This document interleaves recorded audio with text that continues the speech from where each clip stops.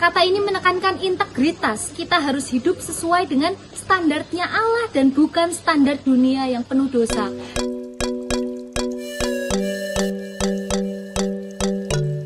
Hari-hari ini kita bisa melihat banyak sekali berita dan kabar bahwa tingkat kriminalitas semakin tinggi dari hari ke hari. Ini menunjukkan bahwa kasih kebanyakan orang sudah semakin dingin.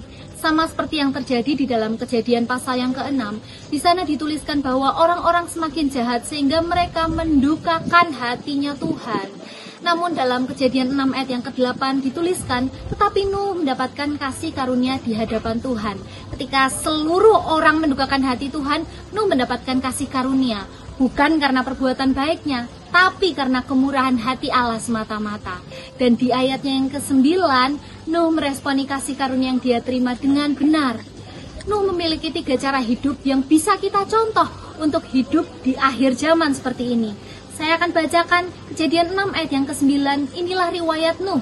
Nuh adalah seorang yang benar dan tidak bercela di antara orang-orang sejamannya. Dan Nuh itu hidup bergaul dengan Allah. 3 cara hidup Nuh yang harus kita contoh. Yang pertama, hidup benar. Kata ini menekankan integritas. Kita harus hidup sesuai dengan standarnya Allah dan bukan standar dunia yang penuh dosa. Kita harus taat kepada perintah Tuhan, bahkan ketika orang-orang di sekitar kita tidak melakukannya. Yang kedua adalah hidup tidak bercela.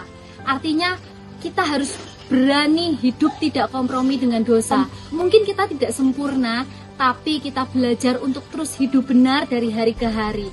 Di tengah dunia yang penuh dengan kejahatan, mari tetap teguh untuk hidup dalam kebenaran. Dan yang ketiga, hiduplah bergaul dengan Allah.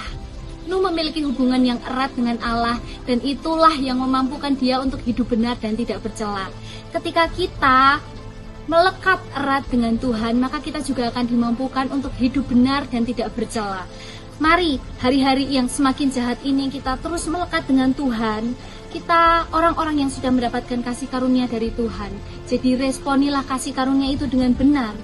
Jangan sampai kasih karunia yang kita terima dari Tuhan malah membuat kita hidup seenaknya sendiri.